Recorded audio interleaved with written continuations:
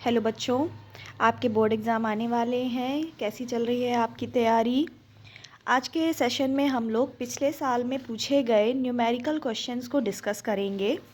तो ये एक सेट है मेरे पास लास्ट ईयर का 2023 347 BZ। इसके न्यूमेरिकल क्वेश्चंस को आज हम लोग डिस्कस करेंगे। तो इसमें पहला क्वेश्चन न्यूमेरिकल का है, कहाँ पर है ढूंढते हैं। ये रहा पहला क्वेश्चन।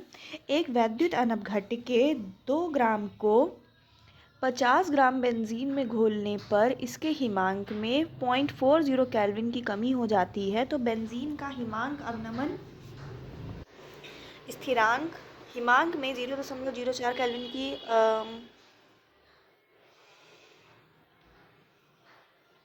एक वैद्युत अनपघट्य के 2.0 ग्राम को 50 ग्राम बेंजीन में घोलने पर इसके हिमांक में 0.40 केल्विन की कमी हो जाती है।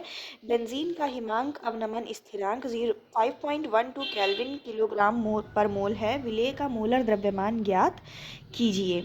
तो देखिए, सबसे पहले हमारा काम होता है कि हमें जो भी चीज़ें गिवन है उन्हें हम एक प्लेस पे नोट कर लें। तो इस क्वेश्चन में हमें क्या क्या गिवन है।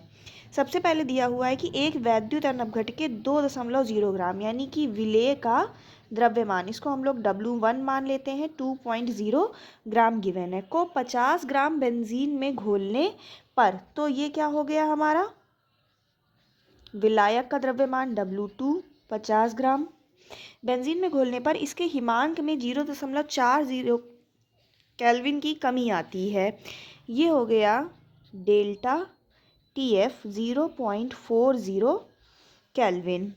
बेंजीन का हिमांक अवनमन स्थिरांक क्या होता है KF कितना दिया हुआ है 5.12 केल्विन kg पर मोल।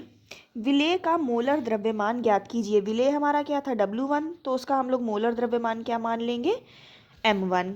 ठीक है, तो आपको सूत्र पता होना चाहिए, बहुत आसान होता है। क्या होता है delta TF is equal to KF into M। यहाँ पर ये जो M है ये रिप्रेजेंट कर रही है क्या मोलैलिटी यानी कि मोललता। तो delta TF is equal to KF।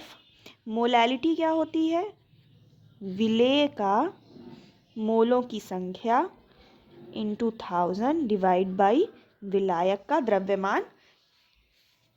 अब यहाँ पर हमें सारी टर्म्स की क्या कर देनी है वैल्यू पुटअप करनी है, और M1 को इधर हम लोग क्या कर लेंगे ट्रांसपोज कर लेंगे। तो M1 इज इक्वल टू हो जाएगा KF into W1 into 1000 divide by delta TF into में W। अब क्या करेंगे सारी वैल्यूज़ को पुट कर देंगे। KF की वैल्यू कितनी है 5.12, W1 की value 2 into 1000 divide by TF की वैल्यू 0.40 इंटू W की वैल्यू 50। अब एक एक करके क्या करेंगे कैलकुलेशन कर लो आराम से। 5.12 तो ये हो जाएगा 512 गुणे 2 गुणे 10 डिवाइड बाई 5 को 20, आगे 2 0 और 2 के बाद डेसिमल, तो ये हो जाएगा 20 से 20 ये क्या हो गया कैंसिल आउट 512 ग्राम पर मोल। कैलकुलेशन बच्चे मोबाइल से बिल्कुल भी ना करें, बहुत इजी कैलकुलेशन होता है। देखो कितने आराम से हो गया बिल्कुल बेसिक तरीके से करने पर, क्योंकि अगर आप कैलकुलेटर से करेंगे तो आपकी प्रैक्टिस नहीं रहेगी और फिर एग्जाम में आप कैलकुलेशन में बहुत परेशान हो जाएंगे। तो ये हो गया हमारा पहला न्यूमेरिकल इस सेट में से। अब देखते हैं अगला न्यूमेरिकल क्या पूछा गया है।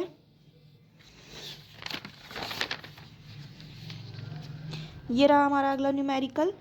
अगला न्यूमेरिकल जो है वो हमारी कंडक्टिविटी टॉपिक से है।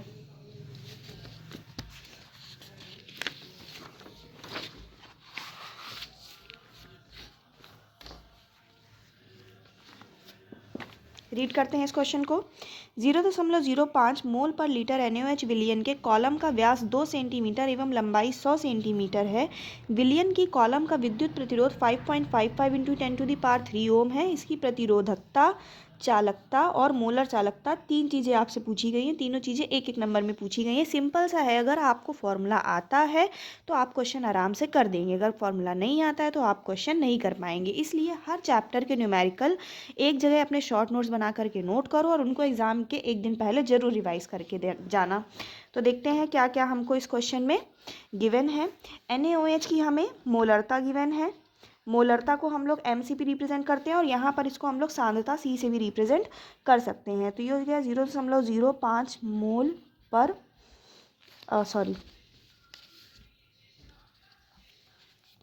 विलियन के कॉलम का व्यास कितना दिया हुआ है 2 सेंटीमीटर। अगर व्यास 2 सेंटीमीटर है तो रेडियस कितनी हो जाएगी 1 सेंटीमीटर।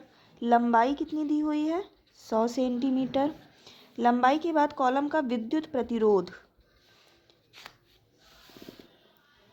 5.55 इंटू 10⁻³ ओम। उसके बाद हमसे पूछा क्या गया है, प्रतिरोधकता यानी कि रो पूछा गया है, चालकता यानी कि काप्पा पूछा गया है, उसके बाद मोलर चालकता यानी कि लैम्डा m की वैल्यू पूछी गई है। तो अब क्या करना है, हमें एक एक करके फॉर्मूला निकालना है और वैल्यू निकाल लेनी है। तो प्रतिरोधकता रो का फॉर्मूला क्या होता है, R into A divide by L. A क्या होता है, area of cross section. Question में जो पूछा गया था वो क्या पूछा गया था, कॉलम का व्यास। तो व्यास दिया हुआ है यानी क्रॉस सेक्शन जो है वो उसका सर्कुलर होगा, और सर्कुलर का एरिया, अगर सर्कुलर क्रॉस सेक्शन का एरिया क्या होता है पाई आर स्क्वायर। आर की वैल्यू कितनी है 1 सेंटीमीटर, 1 का स्क्वायर, पाई की वैल्यू 3.14। तो एरिया कितना हो जाएगा 3.14 सेंटीमीटर स्क्वायर। ये वैल्यू हम लोग यहाँ पर क्या कर देंगे, पुट कर देंगे। आर की वैल्यू कितनी है 5.55 into 10⁻³ into 3.14 divide by L कितना है 100 सेंटी। यूनिट हम लोग बाद में निकाल लेंगे। तो जब आप इसको सॉल्व करेंगे तो ये हो जाएगा 174.27 ओम सेंटीमीटर। कैलकुलेशन इजी होगा बट खुद से ही करना, सिर्फ क्या करना है इसका और इसका गुणा करवाना है और ज़ीरो एडजस्ट कर लेने हैं, ठीक है। चलिए अगला क्या पूछा गया है, इसके बाद हमसे पूछा गया है कापा। कापा सिंपली क्या होता है 1/रो 174.27 डिवाइड बाई ओ इसकी पावर -1, ठीक है, यानी कि 1/174.27। तो यूनिट हो जाएगी ओम इनवर्स सेंटीमीटर इनवर्स। इसको करने के लिए क्या करो, इसको कर लो 1000 और 1000 के साथ 10⁻³ दोनों कैंसिल आउट हो जाएंगे, 174.27। इसको इससे भाग दोगे तो भाग देने के बाद जो वैल्यू आएगी वो आएगी 5.73 इंटू 10⁻³ ओम इनवर्स को भी ऑल्सो कॉल साइमन्स, तो साइमन सेंटीमीटर इनवर्स। ये हो जाएगा इसका आंसर। इसके बाद अगला हमसे पूछा गया है लैम्डा एम। लैम्डा एम यानी कि मोलर कंडक्टिविटी। मोलर कंडक्टिविटी का फॉर्मूला क्या होता है, kappa into 1000 divide by concentration. Concentration वही है जो इसकी यहाँ पर हमें मोलारिटी दी हुई थी। तो काप्पा की वैल्यू रखो 5.73 इंटू 10⁻³ डिवाइड बाई कंसनट्रेशन की वैल्यू पुटअप कर दो। कंसनट्रेशन कितना था 0.05।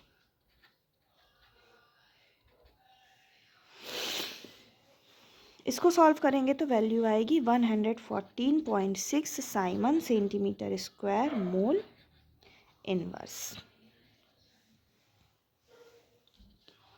चलिए अगला क्वेश्चन देखते हैं कौन सा पूछा गया है। ये है 5th का कथनांक के उन्नयन से आप क्या समझते हैं। देखिए अभी इसके पहले जो हम लोगों ने क्वेश्चन किया था ये हिमांक के अवनमन से था और ये क्वेश्चन क्वथनांक के उन्नयन से है। तो यानी कि आपको सॉल्यूशन के ये 2 टॉपिक्स जरूर पढ़ के जाने हैं, इससे कुछ नहीं तो एक न्यूमेरिकल तो आपको मिलेगा ही मिलेगा। और साथ में इस बार स्टार लगा लीजिए अब सामान्य अणुभार, जो पिछली साल सिलेबस में नहीं था। अब सामान्य अणुभार, इस बार इससे क्वेश्चन 100% आएगा। ये टॉपिक सभी बच्चे ज़रूर कवर करके जाएं। चलिए तो ये क्वेश्चन देखते हैं, इसमें हमें क्या क्या दिया गया है, क्या क्या गिवन है हमें। क्वथनांक के उन्नयन से आप क्या समझते हैं, ये तो पहले आपको एक्सप्लेन करना है कि आप क्या समझते हैं क्वथनांक के उन्नयन से। उसके बाद इसमें दिया गया है कि एक द्रव का क्वथनांक जो है यानी कि TB 350 केल्विन है। 2 ग्राम अवाष्पशील विलेय, विलेय हो गया हमारा W1 2 ग्राम विलेय को 100 ग्राम द्रव में घोलने पर, ये क्या हो गया विलायक, 100 ग्राम द्रव में घोलने पर विलयन का जो क्वथनांक है वो बढ़कर 350.50 केल्विन हो जाता है। पहले टीबी था, अब कितना हो गया टीबी डैश 350.50 केल्विन। तो इतने से बढ़ के इतना हो गया, तो यानी कि डेल्टा टीबी क्वथनांक में उन्नयन कितना हो गया 350.50 माइनस 350 0.5 केल्विन, ये हो गया क्वथनांक में उन्नयन। विलेय के मोलर द्रव्यमान की गणना कीजिए। M1 आपसे पूछा गया है।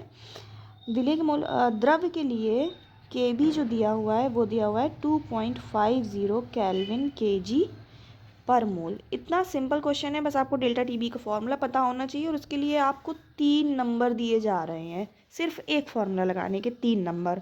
बहुत ही आसान है, फॉर्मूला लगाओ। फॉर्मूला क्या होता है अभी पीछे बताया था, सेम होता है दोनों के लिए, चाहे टीबी के लिए हो चाहे टीएफ के लिए हो।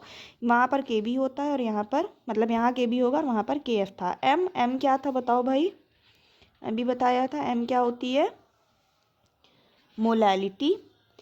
Delta TB is equal to K B into M, molality क्या होती है विलेय का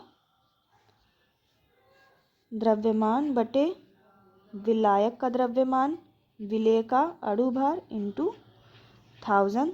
सारी वैल्यूज पुट अप कर लो। डेल्टा टीबी कितना हो गया 0.5, के B 2.50, W1 2 into 1000 divide by ये, इसको W2 माना है हमने, ये हो गया 100 और M1 की आपको वैल्यू निकालनी है। पूरा सॉल्व करेंगे तो यहाँ से जो M1 की वैल्यू निकल के आएगी वो आएगी 100 ग्राम पर मोल। और इसकी कैलकुलेशन तो और भी ज़्यादा आसान है क्योंकि 2.5 दूना 5 होता है, 5 से इसको काटोगे सीधे 100 आ जाएगा। बहुत ही आसान है, बहुत ही फ्री के एकदम 3 नंबर दिए जा रहे हैं। सभी बच्चे प्रैक्टिस ज़रूर करें इस तरह के 1-2 क्वेश्चन की अपने बुक से, एग्जाम्पल या एक्सरसाइजेस से। And all the best for your exam. अच्छे से पढ़ते रहें, अच्छे नंबर लाएं।